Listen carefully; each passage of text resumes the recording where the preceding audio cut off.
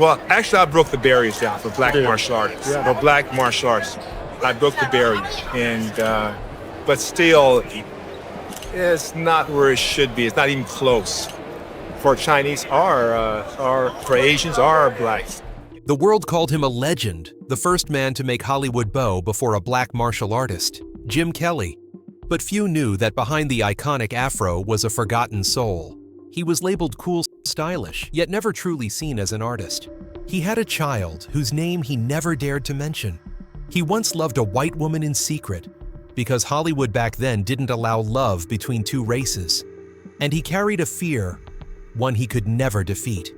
Today, we open the final pages of his diary, the unseen confessions to find out who Jim Kelly really was, a hero or a victim of the very legend he created. Jim Kelly was born on May 5, 1946 in Millersburg, Kentucky, a small southern town where cornfields stretched to the horizon and whites-only signs still hung outside grocery stores. It was post-World War II America, but for a black child, the battles had never truly ended. His father, James Kelly, worked as a Navy shipyard mechanic. He was an alcoholic, hot-tempered man who vanished when Jim was only 10. No goodbye, no note, just an old pair of leather gloves with the words, "Be strong," carved inside. His mother, Mrs. Dishman, was a tiny, resilient woman who worked in the Navy cafeteria. Jim attended Paris High School in the nearby town of Paris, one of the first black students ever admitted there. In a classroom full of white faces, he stood out alone. The other kids whispered, "Monkey Shadow Boy." Every time the teacher turned around, chalk would fly chairs, would scrape paper, would hit his back. Jim didn't respond, not because he was weak, but because he understood that one wrong reaction could make him the problem. One afternoon in 1958, a group of older boys cornered him behind the schoolyard. They pushed him to the ground, forced him to kneel, and demanded, "Say you're nothing." He stayed silent. When they left, he picked up his bag and vowed, "I will never bow my head again." Months later, his mother brought home an old flyer, Kenpo Karate School. Discipline is freedom. Jim read that line hundreds of times. It was the first time he saw the word freedom, not in a Bible or a slogan, but in martial arts. He showed up at the dojo wearing torn shoes and borrowed clothes. The Japanese Okinawan instructor, Kenpo Nishioka, looked him up and down and asked, "Who are you here to fight?" The boy replied, "No one. I just don't want to be beaten anymore." From that moment, the dojo became Jim's real home. He trained until his hands bled, fell, and got up again. With every punch he threw, a piece of his anger melted away. By 1961, at just 15, Jim entered his first state-level karate competition. Nobody believed that skinny kid could win, but within 2 rounds, he knocked out his opponent with a 360-degree spinning kick that later became his signature. The boy from Kentucky had found something that saved him from silence martial arts. Not to attack the world, but to protect himself from his own loneliness. In the fall of 1964, the gates of the University of Louisville opened like a dream. Jim Kelly, an 18-year-old from tiny Millersburg, was one of the few black students to receive a full football scholarship. He believed this was his path out, a way for his mother to stop waking at 4 a.m. to scrub dishes in the Navy cafeteria, a way for Kentucky to forget the black kid with the rough hair. But only months later, that dream shattered. During one practice, a white coach hurled racist slurs at a black player. The field went silent. Jim looked down at his shoes, the ones his mother had saved 2 months of meal money to buy, and then took off his helmet, stripped off his jersey, and walked off the field without a word. He understood that if the game was rigged by color, then even victory meant nothing. Jim dropped out of school and took whatever jobs he could find. He washed cars by day and waited tables at night. Some nights he could only afford bread and cold coffee. But even through hunger, he kept his evenings for karate. He taught Kenpo in a rundown garage behind his motel, a makeshift dojo, where he started rebuilding himself from the ground up. Beginnings in the shadows. In 1966, as the civil rights movement swept across America, Jim Kelly left Kentucky. Borrowing a friend's old Plymouth, he packed a few clothes, his father's worn gloves, and the $400 he had saved in 2 years. He drove 2,000 miles west to Los Angeles, where black voices were finally rising in music, film, and the streets. Los Angeles in the late 60s was both vibrant and brutal. Crenshaw, a poor black neighborhood, was filled with music graffiti and violence. Jim rented a tiny room barely big enough for a single bed and a practice mat. He worked as a delivery man by day, taught karate to neighborhood kids by night. After nearly 2 years of saving, he opened his first dojo, Jim Kelly's Kenpo Karate Studio. His students were from every walk of life, cops learning self-defense, street kids trying to control their rage, even a few curious Hollywood actors. An opportunity born from silence. In 1971, Kelly entered the Long Beach International Karate Championships, the biggest martial arts tournament in the U.S. The crowd was mostly white, and the sight of a black fighter with an afro drew stares. But when the bell rang, his opponent went down. The arena fell silent, then erupted. The name Jim Kelly spread across California's martial arts community. Magazines called him the new face of American karate. His growing reputation landed him consulting work for TV shows and movies, where he trained actors and choreographed fight scenes. Soon, Warner Brothers took notice, the role that changed his life. In 1972, Warner Brothers and Golden Harvest teamed up to make Enter the Dragon, the first U.S.-Hong Kong co-production starring Bruce Lee.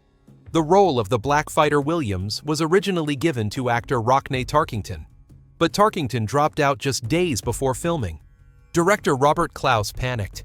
"I need a black fighter, real strong, charismatic." One production assistant who had seen Kelly perform in Long Beach suggested, "There's this guy in Los Angeles." They found his dojo and invited him to audition. Jim thought it was for a small commercial. Weeks later, he got the call. "You're in. We're shooting in Hong Kong. With Bruce Lee." Jim froze. Bruce Lee, the Asian icon who had inspired a generation of black martial artists, and now they would fight side by side on screen. In April 1973, Jim Kelly arrived in Hong Kong. On set, Bruce Lee walked up, shook his hand, and said simply, "Welcome, brother." One look and both men, long dismissed by Hollywood, understood they were about to make history. Enter the Dragon. When martial arts became a black power statement. Enter the Dragon tells the story of a secret martial arts tournament held on the private island of a crime lord. Bruce Lee plays the lead, a man who enters the tournament to investigate and seek revenge. Jim Kelly becomes Williams, a black fighter who flees America after killing a police officer during a racial assault. Williams represents freedom, pride, and defiance. In the opening scene, when he steps out from the shadows with a calm, confident gaze, it's more than just a beautiful frame. It's a declaration of the Black Power movement of the 1970s. For the first time, black men on screen were not victims or villains. They were heroes, the very embodiment of strength. Jim Kelly didn't just play the part, he lived it. Behind the scenes, he trained with Bruce Lee for 3 weeks to perfect the fight choreography. Bruce taught him how to use eye contact, breathing, and rhythm to let the audience feel every strike. Kelly admired Bruce's discipline. Bruce admired Kelly's spirit. They became close friends. In a notebook found years later, Kelly had written, "Bruce saw in me what I was afraid to see in myself: freedom." When Enter the Dragon was completed, Warner Brothers paid Jim Kelly about $25,000, a modest sum. But for a newcomer, it was a dream come true. The film premiered in August 1973, just weeks after Bruce Lee's sudden death at the age of 32. His passing shook the entire world, and for Kelly, it was a wound that never healed. In an interview, he said, "Bruce was the first person who ever saw me, not my color me." The death of Bruce Lee was not just the loss of a legend, but one of the greatest heartbreaks in Jim Kelly's life. Enter the Dragon became a phenomenon, a global box office earthquake. Made for $850,000, it grossed over $400 million worldwide, one of the highest-earning films of the 1970s. It brought kung fu from Asia to the world and redefined action cinema. Overnight, Jim Kelly became an international star. Warner Brothers quickly saw gold. Just 3 weeks after the film's release, they offered Kelly a 3-picture deal worth over $250,000, 10 times his previous pay. For a man who'd been teaching karate in a Crenshaw garage months earlier, it was a miracle. The deal included 3 films: Black Belt Jones, 1974, his first solo action lead, again directed by Enter the Dragon's Robert Clouse; 3 The Hard Way, 1974, a crossover action film with Fred Williamson and Jim Brown, the 3 most powerful black stars of the era; and Hot Potato, 1976, a follow-up to Black Belt Jones, taking Kelly to Asia as a hero rescuing hostages in Thailand. In the contract, Warner Brothers branded him as the Black Martial Arts Superstar, making him the first Black martial arts icon in Hollywood history. Ebony magazine called him the Black Bruce Lee, while Time wrote, "He moves like Lee, but carries the soul of Malcolm X." US posters shouted, "Jim Kelly, the coolest fighter alive." But success came with conditions. Warner wanted Kelly to keep his image cool, silent, tough, exactly like Williams in Enter the Dragon. They didn't want him to evolve. They wanted to sell the brand. When glory became chains, the Hollywood tragedy of Jim Kelly. While Warner Brothers hoped to turn him into a commercial action star, Jim Kelly wanted something deeper. The studios saw him as the perfect poster boy for the blaxploitation boom movies that commercialized the black dream through violence, sensuality, and stereotypes. The media called him the Black Bruce Lee, but Kelly hated that label. He replied, "Bruce is Bruce. I'm Jim Kelly. We share the same spirit, not the same shadow." Warner wanted him to stick to the formula of action and coolness. Kelly wanted to make films that said something about freedom, dignity, and justice. But Hollywood wasn't ready for that. When he pitched a movie about the real life of a black martial artist in America, the studio refused. They only wanted him to kick down doors, fire guns, and deliver tough guy one-liners. Blaxploitation sells tickets, they told him. Philosophy doesn't. That was when Jim Kelly realized the truth. His three-picture deal, the reward he had once dreamed of, was really a gilded cage. In the middle of fame and pressure, Kelly experienced a rare and little-known romance, one that crossed color lines, prejudice, and fear. Her name was Rosalind Miles, a black actress known for Shaft's Big Score, 1972, The Black Six, 1973, and Friday Foster, 1975. They met in the small but vibrant world of black cinema. Kelly was the rising star after Enter the Dragon. 1973. Rosalind was already a familiar face. They dated for several years around 1973 to 1976 and became one of the most admired couples of the Black Pride era, symbols of racial pride and elegance in American media. Kelly once said that only with Rosalind did he feel seen as a person, not a brand. But the relationship eventually ended quietly and painfully weighed down by the color line. Between 1974 and 1976, Kelly continued acting in Hot Potato and Death Dimension, but the glow was fading. The productions became cheaper, the scripts repetitive, the props recycled. His characters stayed the same, the cold, quiet black fighter who stood alone. Still, Kelly remained absolutely professional. He choreographed most of his own fights, never used a stunt double, trained his co-stars, and adjusted camera angles himself. "If I can't control the role," he said, "at least I'll control the punch." Then in 1977, everything began to collapse. During auditions for a US-Japan co-production, Kelly was shortlisted for the lead role. But then came the rejection with a single brutal sentence from the producer, "Too black to sell in Asia." That one line summed up everything wrong with Hollywood's limits for a black actor. They loved his talent, but only as long as it stayed within borders. For Jim Kelly, it wasn't just an insult. It was a knockout blow to his belief that art and equality could coexist. When the lights went out, the hero chose silence. By the early 1980s, Hollywood had changed color. The blaxploitation wave had died out, replaced by new faces, whiter, younger, safer. Jim Kelly's name disappeared from billboards within months. No scandal, no retirement statement, no bitterness. He simply left Los Angeles, locked his apartment in the Hollywood Hills, and drove his old Mustang south. What the world saw as retreat was actually resistance, the first act of a man determined to protect his dignity. After years of being trapped in stereotyped roles, Kelly understood that Hollywood no longer had room for a black man who spoke the language of integrity. When the studio stopped calling, he turned back to the two things that had once saved him: martial arts and sports. But instead of returning to the dojo, he chose a different arena: tennis. The silent rebirth. At 40, Jim Kelly would wake up every morning at 5 a.m., jog along the shores of Encinitas, and spend hours on the tennis court. What began as a way to stay fit soon became something deeper, a form of meditation. For him, tennis wasn't a game. It was moving meditation, a close friend recalled. Kelly trained relentlessly until he earned his coaching certification. and before long, he became a ranked amateur player on the California senior men's circuit. None of his early students knew that Coach Jim had once been a movie star. Not until one day, a kid spotted an old Enter the Dragon poster hanging in the living room. The court erupted in disbelief. Kelly just smiled. That was another life. Now I fight with patience, not punches.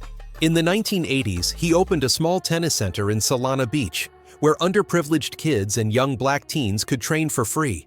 He taught them about technique, but even more about character. Confidence without arrogance. Humility without fear, he would often say. Every day, Kelly wore a white polo shirt, a visor, and sunglasses.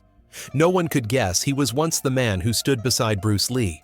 Although he had left Hollywood, Jim Kelly never truly disappeared. In 1982, he appeared at a special event for the Black Karate Federation in Los Angeles, where thousands of martial artists stood and applauded as he took the stage. Kelly said little. He simply bowed and said, "We don't need Hollywood to know how great we are."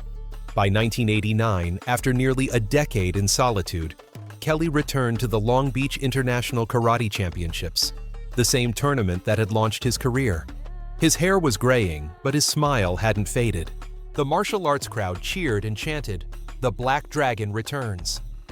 Throughout the 1980s, martial arts magazines and the black community began to re-examine Jim Kelly's pioneering legacy. Black Belt magazine called him the man who opened the first door for black actors in martial arts cinema. The Martial Arts History Museum honored him with a Lifetime Achievement Award for his contribution to film and culture. Yet Kelly kept his distance. He never visited the Hollywood Walk of Fame, never sought recognition, never attended autograph conventions. "I don't belong there," he said. "I was once sold as an image. I don't want to be sold again." For him, the simple life in Solana Beach, teaching tennis, planting trees, listening to jazz, reading Eastern philosophy, was the true freedom that fame could never buy. Jim Kelly once conquered Hollywood with his fists. But the hardest battles of his life weren't fought on screen. They were in the home, and in the hearts he couldn't hold on to. Private life, children, and lost connections. First marriage, a short-lived love in the storm of fame. In 1967, before the Hollywood lights ever touched him, Jim Kelly married Marilyn Dishman, his college sweetheart from Louisville. He was a young athlete, strong, calm, and full of dreams. A year later, they had a son. But the marriage quickly fell apart. At the time, Kelly was consumed by his martial arts career, teaching full-time, rarely home. Marilyn left taking their son and left behind a single note: "You can't fight the world when you're already losing at home." Kelly kept that note in his wallet for years, but rarely spoke about it. When fame came with Enter the Dragon, the world only knew Jim Kelly, the cool fighter. No one knew the father who didn't even know where his son was. Years passed without contact. The boy grew up never mentioning his father. Meanwhile, Kelly, traveling across Asia and Europe for films, always carried a photo of his son in his bag. In a journal found years later, he wrote, "I fought so the world could see me, but forgot the one who already did my son." Near the end of his life, Kelly finally reconnected that bond. In one of his last interviews, he said softly, "I made peace with my son. That's all that matters now." Second marriage, peace in silence. In 1980, long after the fame had faded, Jim Kelly married Marcia Bentley, a quiet woman from San Diego, who had nothing to do with the film world. Marcia didn't care about his past in Hollywood. She loved the man who woke up early, played tennis, and spent hours reading philosophy in silence. They chose a life so peaceful that even their neighbors didn't know who he once was. No interviews, no public photos, no appearances. A close friend recalled, "Their small house in Encinitas always smelled like morning coffee and Miles Davis jazz." Kelly taught martial arts to neighborhood kids. Marcia tended her rose garden. No children, no noise. Just two ordinary souls living in their own world. When the lights had long gone out, Jim Kelly no longer fought to be seen. He had only one battle left, with time, loneliness, and his own body. The final years. In 2005, when Marcia Bentley, his wife of more than 2 decades, passed away, after a sudden stroke, Jim Kelly quietly vanished from public life. From that moment, he closed every door connecting him to Hollywood. He spent the rest of his days at his small dojo in Encinitas, where he taught karate to children and people with disabilities, always free of charge. Every morning he woke at 5 a.m., brewed a pot of black coffee, played Kind of Blue by Miles Davis, and stepped out onto the porch to meditate. In 2012, at 66, Kelly received devastating news terminal stomach cancer. Doctors advised a long course of chemotherapy, but he refused. Not because I'm afraid, he said, but because I've spent my whole life learning how to let go. Instead of lying in a hospital bed, he chose to keep living, as he always had, teaching, breathing, and writing in a small brown notebook he carried everywhere. His students called it the book, filled with short reflections on life and martial philosophy. No one knows exactly what was written inside, but one student remembered him saying, "If they ever open this, let them see the man, not the myth." When Jim Kelly passed away, the martial arts world and the black community mourned not just a movie star, but a pioneer, a man who kicked down a door no one else dared to touch. In 2014, actor Michael Jai White, Spawn Undisputed, wrote on Twitter, "Without Jim Kelly, there would be no me. He was the first black superhero I ever saw." That same year, Wesley Snipes called him the godfather of black martial arts in Hollywood, and Chadwick Boseman, before becoming Black Panther, mentioned Kelly in an interview with Essence.